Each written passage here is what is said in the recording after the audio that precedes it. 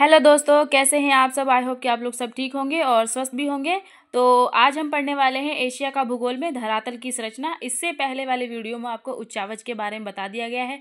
बाकायदा उसमें डायग्राम के थ्रू यानी नक्शे के थ्रू आपको बताया गया है कि एशिया क्या है, कहाँ पे कौन सी चीज़ें हैं, कौन से यहाँ पे पर्वत श्रेणियाँ हैं, कौन कौन सी रेंज गई हुई, सब बताए गए हैं उसमें। आप वहाँ से वीडियो ज़रूर देखिएगा। तो चलिए हम इसको देखते हैं। इसमें हम पढ़ेंगे उत्तर के प्राचीन भूखंड, दक्षिण के नवीन मोड़दार पर्वत श्रेणियाँ पढ़ेंगे और अवशेष भाग वन वन करके पढ़ेंगे। तो उससे पहले थोड़ा सा हम जान लेते हैं धरातल की संरचना के बारे में। तो चलिए हम स्टार्ट करते हैं कि धरातलीय संरचनाओं पर भूगर्भ की प्राचीन चट्टानों की रचना विशेष रूप से प्रभाव पड़ता है। प्राचीन चट्टानों की बनावट का अध्ययन धरातलीय संरचना के आधार पर किया जाता है। एशिया महाद्वीप में धरातलीय संरचना के अंतर्गत भी अनेक विषमताएं मिलती हैं। इस महाद्वीप में उपकल्प की पुरातन चट्टानों से लेकर टर्शियरी युग की नवीनतम चट्टानें मिलती हैं। चट्टानों की विभिन्नता के साथ साथ चट्टानों के धरातलीय रूप में भी अनेक विभिन्नताएं पाई जाती हैं। एशिया महाद्वीप में अनेक ऐसे स्थलखंड विद्यमान हैं जिनमें धरातलीय परिवर्तन भूगर्भीय हलचलों से प्रभावित नहीं होते हैं। कुछ स्थानों पर अनावृतीकरण के कारण चट्टानों का बाहरी रूप अवश्य परिवर्तित हो गया है, लेकिन चट्टानों की आंतरिक बनावट पर कोई प्रभाव नहीं पड़ा है। अब देखिए, भूगर्भिक संरचना के आधार पर एशिया महाद्वीप के निम्न 4 भागों में बांटा गया है। भूगर्भीय संरचना के आधार पर उत्तर के प्राचीन खंड, दक्षिण के प्राचीन खंड, नवीन मोड़दार पर्वत श्रेणियां और अवशेष भाग। आप थोड़ा मैप में यहाँ देखिए, यहाँ पे चिन्ह के द्वारा प्रदर्शित किया गया है। अब देखिए, आप जो ये पूरा देख रहे हैं ये हमारा एशिया है और इसी में देखिए जो एक तिरछे डब्बे टाइप के बने हुए हैं ये उत्तर के प्राचीन भूखंड है। आप चिन्ह देखिएगा और जो बैटरी के चिन्ह के समान बना हुआ है, आप लोगों ने 9th 10th में पढ़ा होगा बैटरी के चिन्ह के बारे में। जो चिन्ह के समान बना हुआ है वो दक्षिण के प्राचीन भूखंड है। और आप ये देखिए नवीन मोड़दार पर्वत श्रेणियाँ हैं, आप उसमें देखेंगे डॉट डॉट डले हुए हैं। और अवशेष भाग जो है वो आपको पूरा स्क्वायर के शेप में मिलेगा, यानी पूरा आपको डिब्बे के शेप में है। चलिए हम अगला पढ़ते हैं इसके बारे में, उत्तर के प्राचीन भूखंड, इसके बारे में जानते हैं कि कैसे क्या हुआ इसका। उत्तर के प्राचीन भूखंडों का विस्तार एशिया महाद्वीप के उत्तरी भाग में हुआ। इस प्राचीन भूखंड में कैम्ब्रियन युग से पहले की कठोर चट्टानों का विस्तार पाया जाता है। यह प्राचीन विशाल भूखंड पेंजिया स्थल खंड से अलग हुए विशाल भूखंड है। तो आप लोगों ने पढ़ा होगा ना, पेंजिया स्थलखंड जो बहुत ही विशाल भूखंड होता है उसे हम पेंजिया स्थलखंड कहते हैं, और जो हमारा विशाल जलखंड होता है उसे हम पेंथालासा बोलते हैं। तो चलिए हम थोड़ा सा बता दे रही हूँ आपको। ये आप मान लीजिए कि ये हमारी पृथ्वी है और ये जो बीच वाला है ये आपका मान लीजिए एकदम बीच का, ठीक है। अब ये वाला जो एरिया है आपका विशाल स्थलखंड है और जो कि आप इसका नाम पेंजिया दिया गया है। और ये जो है ये जो साइड साइड से है ये पूरा जल है, यानी विशाल जलखंड है पूरा। और फिर क्या हुआ इसका टाइम टू टाइम जैसे होता गया, फिर उसके बाद ये जो है 2 भाग में बट गया, अंगारा लैंड और गोंडवाना लैंड। दोनों मतलब कि दोनों अलग हो गए, अंगारा लैंड, गोंडवाना लैंड। अब इसमें से 3 थे, उत्तरी अमेरिका, यूरोप और एशिया। और इसमें गोंडवाना लैंड में थे दक्षिणी अमेरिका, अफ्रीका और ऑस्ट्रेलिया, ठीक है। ये है हमारा जो है ये पेंजिया है, इसे ही विशाल जलखंड है, इसे ही पेंजिया बोला गया है। पेंजिया के ही 2 भाग हैं, अंगारा लैंड और गोंडवाना लैंड। अब ये देख रहे हैं पेंथालासा है, ये जो विशाल जलखंड है इसको बोला गया है पेंथालासा, ठीक। तो चलिए समझ में आ गया होगा आपको। अब देखिए, इन भूखंडों की चट्टानें बहुत कठोर हैं। अब फिर से पढ़िए, ये प्राचीन विशाल भूखंड पेंजिया स्थल खंड से अलग हुए भूखंड हैं। इन भूखंडों की चट्टानें बहुत कठोर हैं। इनमें से कुछ चट्टानों का रूप परिवर्तित भी हो गया है। इन भागों में अग्नेय चट्टानें की बहुलता है।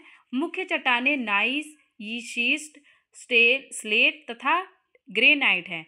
उत्तर के प्राचीनतम भूखंड जिसका नाम रूसी चबूतरा है, रसियन प्लेटफॉर्म है, एशिया महाद्वीप में न होकर यूरोप महाद्वीप में स्थित है, ठीक है। लेकिन फिर भी इसका अध्ययन इसलिए आवश्यक हो जाता है क्योंकि इसमें एशिया महाद्वीप संरचना को समझने में सहायता मिलती है।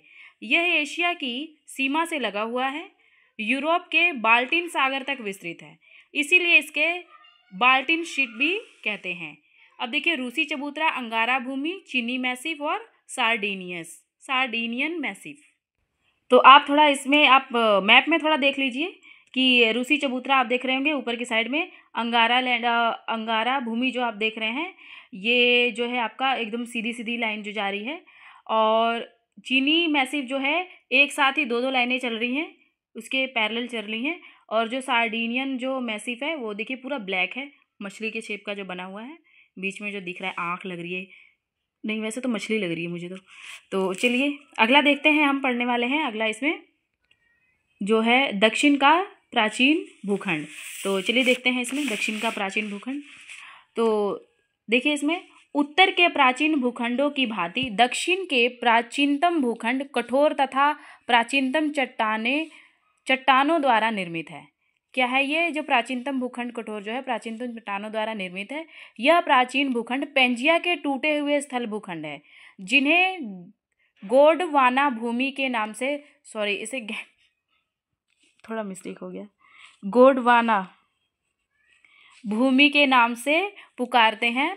विद्वानों के अनुसार यह गोंडवाना भूमि प्राचीन समय में दक्षिणी अमेरिका, अफ्रीका, दक्षिणी एशिया तथा ऑस्ट्रेलिया के कुछ भाग में फैली हुई थी। बाद में महाद्वीप में भी इस गोंडवाना भूमि के दो प्रमुख भूखंड मिलते हैं जो निम्नलिखित है, अरब प्रायद्वीपीय और भारत प्रायद्वीपीय। देखिए, आपको हमने बता ही दिया है कि इसमें कि जो पेंजिया कौन सा है, पेंथालासा कौन सा है, अंगारा भूमि कौन सी हमारी, गोंडवाना कौन सी है, उसमें से कौन कौन सी चीज़ें अलग हुई, मैंने आपको बता दिया अभी। तो चलिए थोड़ा सा आपको इसको भी मैप में दिखा देती हूँ। तो देखिए, ये जो है भारत प्रायद्वीपीय आप मैप में देख रहे होंगे, और ये अरब प्रायद्वीपीय है। ठीक, अब देखिए इसमें कैम्ब्रियन युग से पहले की चट्टानों द्वारा इन दोनों प्राचीन भूखंडों का निर्माण हुआ है। इन दोनों भूखंडों में अग्नेय तथा रूपांतरित चट्टानों का विस्तार पाया जाता है, जिनमें नाइस, शिस्ट तथा बेसाल्ट चट्टानों की प्रधानता है। इन भूखंडों में मिलने वाली चट्टानें इतनी स्थायी, ठोस एवं कठोर हैं कि इन चट्टानों में न तो मोड़ पड़े और न ही इन भूखंडों का कभी कोई भाग समुद्र में धंसा।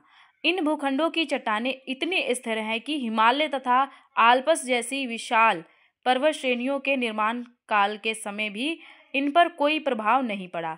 इन दोनों भूखंडों की चट्टानें पृथ्वी के जन्म से लेकर आज तक स्थायी और अपने मूल रूप में स्थित हैं। तो अगला पॉइंट है इसमें नवीन मोड़दार पर्वत श्रेणियाँ। देखिए, इसमें नवीन मोड़दार पर्वत श्रेणियाँ एशिया महाद्वीप के मध्य भाग में पाई जाती हैं। पृथ्वी की हलचलों के परिणाम स्वरूप टर्शियरी युग में इन पर्वत श्रेणियों का विस्तार हुआ, यानी जो पृथ्वी के जो हलचल होते हैं ना, आंतरिक हलचल, उसके कारण जो है टर्शियरी युग में जो कह रहे हैं कि पर्वत श्रेणियों का विस्तार हुआ। मध्य जीवन कल्प के अंतिम समय में इन मोड़दार पर्वत श्रेणियों का निर्माण प्रारंभ हो गया। ये पर्वत श्रेणियाँ अनेक मोड़ों द्वारा निर्मित हुई।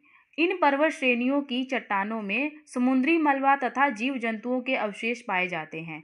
इनकी उत्पत्ति के बारे में विद्वानों का मत है कि अत्यंत प्राचीन में उत्तर पूर्व एवं दक्षिण के प्राचीन स्थिर भूखंडों के बीच एक विशाल भूस अभिनति था, जो जिब्राल्टर से लेकर पूर्वी एशिया तक फैला हुआ था, जिसको विद्वानों ने तैथिस सागर के नाम से पुकारा। इस सागर के बचे हुए भाग आज भी एशिया महाद्वीप के पश्चिमी एवं मध्य भागों में भूमध्य सागर, कैस्पियन सागर, काला सागर, अरब सागर आदि के रूप में स्थिर है।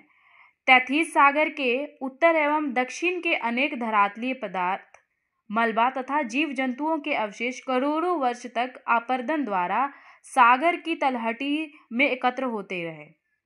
इस जमाव क्रिया के फलस्वरूप समुद्र धरातल में अनेक परतें एक के ऊपर एक जमा होती रहीं। मुख्यतः परमियन काल से आदि नूतन काल के पदार्थों की एक मोटी तह इस सागर की तली पर जमा हो गई। कालांतर में पृथ्वी की भूत्तियों के कारण भूखंडों में हलचल उत्पन्न हो गई तथा उत्तर में प्राचीन भूखंड, दक्षिण और खिसके। जो उत्तर के प्राचीन भूखंड है वो दक्षिण और खिसके। दक्षिण का प्राचीन गोंडवाना भूखंड अपने ही स्थान पर स्थित रहा। इन दोनों भूखंडों के मध्य तैथिस सागर से जमा मलबे में अनेक मोड़ पड़ गए। जिन भागों में मलबे की परतें अधिक जमा थीं और जहां भूखंडों का दबाव अधिक पड़ा, उन क्षेत्रों में ऊंची पर्वत श्रेणियों की उत्पत्ति हुई। तैथिस सागर की इस क्रिया के फलस्वरूप इन नवीन मोड़दार टर्शियरी पर्वत श्रेणियों की उत्पत्ति हुई। ये पर्वत श्रेणियां दक्षिण पश्चिमी एशिया के पश्चिम किनारों से लेकर दक्षिण पूर्वी एशिया के पूर्वी किनारे तक विस्तृत हैं। इनमें मुख्य पर्वत श्रेणियां हिमालय, एल्ब्रुज, जैग्रोव, टारस, पांडिक, अनातोलिया का पठार, सुलेमान, किर्थर इत्यादि। अब देखिए, आप कहेंगे ना ये क्या है, तो देखिए ये सभी उच्चावच हैं, यानी कि ये सभी पर्वत के नाम हैं। तो आप अगर आपको इसके बारे में जानना है तो जो है हमारा एशिया का भूगोल, मैंने जो उच्चावच वीडियो जो हमारे चैनल पे आपको मिलेगी, आप उसे ज़रूर देखिएगा। और वो आपको मैप के थ्रू बताया गया है कि कौन कौन सी वहाँ से एल्ब्रुज कौन सी है, जैग्रो कौन सी है, टारस कौन सी है, अनातोलिया का कौन सी है, पामीर की गांठ कौन सी है, रूप ऑफ द वर्ल्ड बोलते हैं जिसे, ठीक है। वो मैंने उच्चावच में एशिया का जब पढ़ा था हमने, उसमें बता दिया है। तो आप वहाँ जाके ज़रूर देखिएगा। यूरोप की अल्पाइन पर्वत श्रेणियों का निर्माण भी इस काल में हुआ। कहते हैं ना कि यूरोप की जो अल्पाइन श्रेणी है इसी काल में हुआ था। इसीलिए इन नवीन मोड़दार पर्वत श्रृंखलाओं को अल्पाइन पर्वत श्रेणियों के नाम से पुकारा जाता है। इन नवीन मोड़दार पर्वत श्रेणियों के निर्माण के बारे में 3 मान्य सिद्धांत है। एडवर्ड्स स्वेड का सिद्धांत, इमाइल आर्गन का सिद्धांत, वैगनर का सिद्धांत। देखिए, वैगनर का सिद्धांत तो बहुत ही प्रचलित है, ठीक है। और ये देखिए, ये भी है, मैंने यहाँ पे थोड़ा वैगनर के सिद्धांत के बारे में बता दिया गया है, ठीक। अगर आपको इसके बारे में जानना है तो आपको हमारे चैनल पे वीडियो एक मिलेगी जो पूरी संक्षेप में बताया गया है। और अगर आपको एडवर्ड्स और इमाइल का चाहिए तो आप कमेंट बॉक्स में ज़रूर कमेंट कीजिएगा, आपको वीडियो ज़रूर मिलेगी। तो ये देखते हैं वैगनर का सिद्धांत। वैगनर महोदय ने अपना यह महाद्वीपीय विस्थापन सिद्धांत सन 1912 में दिया था। देखिए, ये इंपॉर्टेंट है, जो वैगनर ने अपना जो सिद्धांत दिया है महाद्वीपीय विस्थापन का सिद्धांत 1912 में दिया है।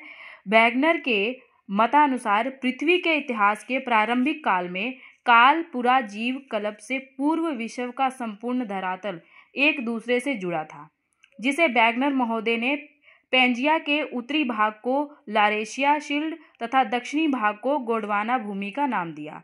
लॉरेशिया शील्ड तथा गोंडवाना भूमि जो तैथिस सागर कहलाता था, कार्बन युग में इस पेंजिया के 2 भाग में टूटकर विभक्त हो गए, जिनमें से एक उत्तर तथा दूसरा दक्षिण में खिसक गया। बाद में इनके आपसी टूट फूट से महाद्वीपों के आधुनिक रूप की उत्पत्ति हुई। तो आशा है आपको वीडियो अच्छी लगी हुई। मिलते हैं नेक्स्ट वीडियो में, तब तक के लिए बाय बाय।